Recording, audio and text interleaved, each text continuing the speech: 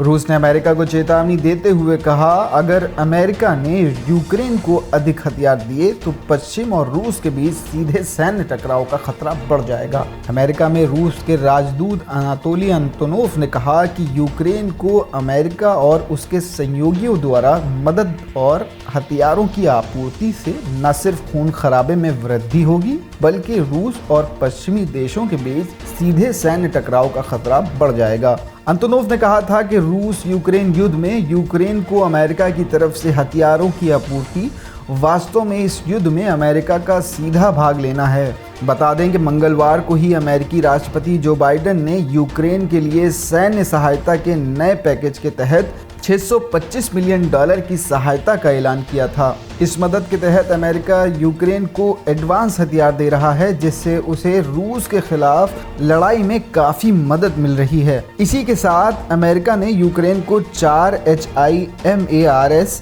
Rocket system देने का भी वादा किया है। हालिया हफ्तों में यूक्रेन सुरक्षा बलों ने देश के उत्तर पूर्व और दक्षिण में रूसी सेना के खिलाफ बढ़त हासिल की है। वहीं अमेरिका में रूसी राजदूत अंतोनोव ने अमेरिका से तुरंत यूक्रेन की मदद रोकने को कहा, ताकि इसके गंभीर परिणाम सामने न आएं।